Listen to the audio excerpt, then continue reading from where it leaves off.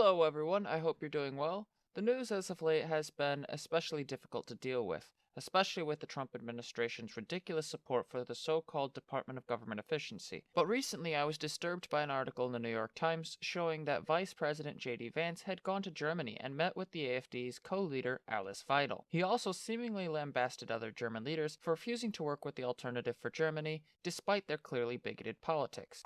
Now, we're at the point, of course, that the situation has gotten so bad that this December, Romania straight up canceled the results of a presidential election based on the flimsy suspicions of an intelligence agency and enormous pressure from its continental neighbors. Now, as I understand it, the argument was that Russian disinformation had infected the Romanian elections.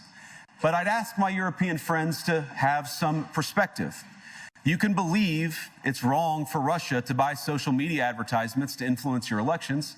We certainly do. You can condemn it on the world stage even. But if your democracy can be destroyed with a few $100,000 of digital advertising from a foreign country, then it wasn't very strong to begin with. Now, the good news is that I happen to think your democracies are substantially less brittle than many people apparently fear. And I really do believe that allowing our citizens to speak their mind will make them stronger still. Which, of course, brings us back to Munich, where the organizers of this very conference have banned lawmakers representing populist parties on both the left and the right from participating in these conversations. Now, again, we don't have to agree with everything or anything that people say. But when when political leaders represent an important constituency, it is incumbent upon us to at least participate in dialogue with them. Now, to many of us on the other side of the Atlantic, it looks more and more like old entrenched interests hiding behind ugly Soviet-era words like misinformation and disinformation, who simply don't like the idea that somebody with an alternative viewpoint might express a different opinion or, God forbid, vote a different way or, even worse, win an election. As you can see, Vance doesn't directly mention the AfD, but his statement and meeting with its leadership make his intentions clear. The AfD is increasingly growing in Germany and could hold extensive power in the next election. For those unfamiliar with the AfD, it is a far-right extremist group that has repeatedly downplayed the Holocaust and Holocaust history. The AfD, which was founded in 2013, is the largest far-right and anti-Semitic political party in Germany since the Nazi Party rose to power in the 1930s. Its anti-immigrant and anti-Islamic bent has played off the frustrations of Germans, gaining traction with each passing year. In reaction, the major parties of Germany have established a firewall of opposition, refusing to work with the AfD. It is in this context that Vance's absurd speech comes into the picture, and it is why we mustn't take Vance's comments about free speech at face value. This was an attempt to endorse the AfD and its rising power. The AfD isn't simply a rising force within conservatism, as Vance portrays them as. They are incredibly bigoted and have a long history of downplaying the significance of the Nazis. In one instance in 2018, AfD co-leader Alexander Gauland referred to the Nazi era as, quote, just bird shit in more than 1,000 years of successful German history, unquote. In response to the outcry that these comments created, AfD spokesman Christian Luth posted, quote, bird shit is what I think of the Nazi era. Rather than insulting the Nazi era, these comments are part of a longer, more insidious attempt to downplay the role Nazism played in German history. The party's leader in the eastern region of Thuringia, Bjorn Hawk, has called for a, quote, 180-degree turnaround in how the country deals with its Nazi history, and has disparaged Holocaust memorials as, quote, monuments of shame. Now, I don't know who needs to hear this, but Germany should be ashamed of the Holocaust. You don't get to kill 6 million Jewish people and countless others and expect to not have some sort of cultural shame for genocide. And this isn't to say that modern-day Germans are responsible for the actions of their predecessors. They're not. But if you want to make sure that something like the Holocaust doesn't happen again,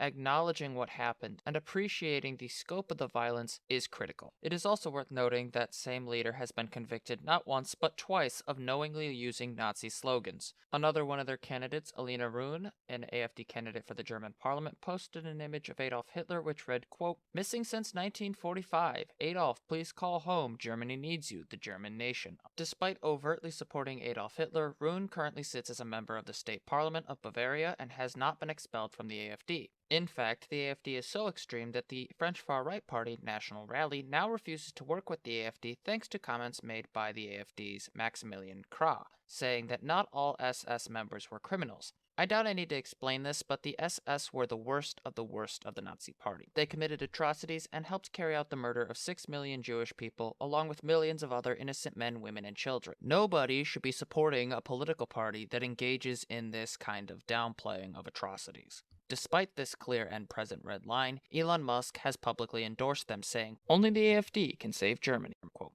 Elon even gave a speech at an AfD rally in which he stated that nobody should be ashamed of who they are, and that the ancestors' sins should not be passed on to their descendants.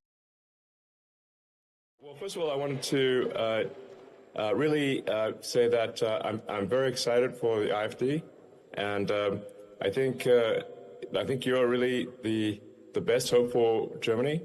I think some things that something I think that is just very important is that people take pride in Germany and being German. This is very important. It's okay to be proud to be German. This is a very important principle. I think there's frankly too much of a focus on past guilt, and we need to move beyond that. Children should not be guilty of the sins of their parents, or even let alone their parents, their great-grandparents, maybe even. The thing that Elon and a lot of these AfD candidates and officials don't seem to care about is that German Holocaust history isn't about guilt for current Germans. It's about preventing such a horrible event like the Holocaust from happening again. By educating the people about the dangers of the far right and prejudice, German educators hope to prevent another Holocaust. Their goal is not to humiliate the German people, but to warn them about the dangers of their past and potentially their future. The only way these people can look at these historical teachings and say this garbage is by ignoring reality and trying to get people to do the same. By getting the German people to forget the past, Elon and the AfD can downplay their own prejudices and put them into practice. And considering Elon and Alice Weidel, who again leads the AfD, are pushing the idea that Hitler was a communist, it is increasingly clear that this is their goal. Since I'm a economist, I would like to shed some light on the idea, when we talk about Hitler, on the idea of the National Socialists. Back then, during the Third Reich, the National Socialists, as the word says, they were socialists. Yeah, Adolf very much Hitler so. considered, yeah. They nationalized industries like crazy. Yes, absolutely. Yeah. He was a communist, and he considered himself as a socialist. So what they did, they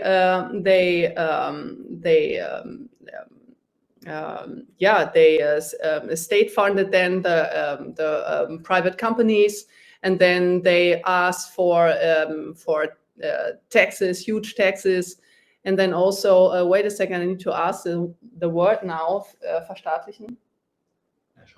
Yeah, nationalize the entire industry. Yeah, you said that before, and the biggest success after that terrible era in our history was to label Adolf Hitler as right and conservative.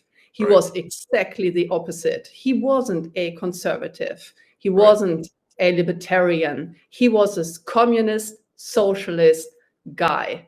Aside from the fact that Hitler privatized a lot of industries such as mining, steel, banking, and railways, the idea of Hitler being a communist is an absurdity. For one, Hitler vehemently opposed communism and Marxist thinking, so much so that he directly denounced it in a speech before over 600 business people in the city of Dusseldorf in January of 1932. In that speech, he accused Marxists of being the source of Germany's ills, although it is worth noting that in this speech, he never mentions Jewish people being behind this supposed conspiracy theory, likely because he would have lost his support at that point if he did. As Richard Evans explains in his book, The Coming of the Third Reich, quote, "The Nazis declared they would scrape away foreign and alien incrustations on the German body politic, ridding the country of communism, Marxism, Jewish liberalism, cultural Bolshevism, feminism, sexual liberationism, cosmopolitanism, the economic and power political burdens imposed by Britain and France in 1919, Western democracy, and much else. They would lay bare the true Germany," unquote. When Dachau concentration camp first opened in March of 1933, some of the first people put into the camps were social democrats and communists. This idea that Hitler loved communism or held to communist principles is ridiculous. This isn't to say that the Nazis were full-blown libertarians or interested in capitalism's preservation. They weren't. Rather, they believed that the natural order of things lay in social Darwinism and that Jewish people prevented the world from being as it ought to be. And if taking publicly owned industries and letting them fall into the hands of business tycoons helped them gain power, so be it. So long as the businessmen weren't Jewish and they were loyal to the cause, the Nazis didn't care. They were bigots and anti-Semites more than they were economists. To portray Hitler as a communist downplays the severity of his anti-Semitic social Darwinism and ignores his virulent red baiting.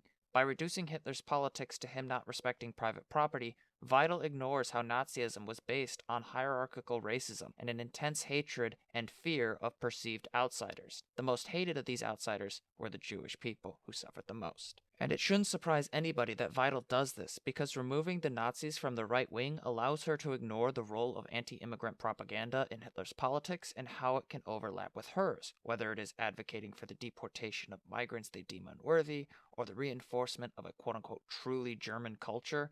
Vidal benefits from distancing her party from Hitler as much as possible, and more than that, Alice Vidal has a vested personal interest in downplaying her connections to the Nazis, because her grandfather, Hans Vidal, was a Nazi judge in the Warsaw Commandant's office, and was appointed to be the chief staff judge by Adolf Hitler himself. So nobody should be surprised she is part of a party that is downplaying the Nazis. The fact of the matter is that nobody should be supporting the AfD, least of all the United States government. There is simply no world where this is acceptable, but as it stands, we will have to wait and see if the German people reject this neo-Nazi garbage. And one can only hope Elon and J.D. Vance pay for their promotion of this fascist nonsense.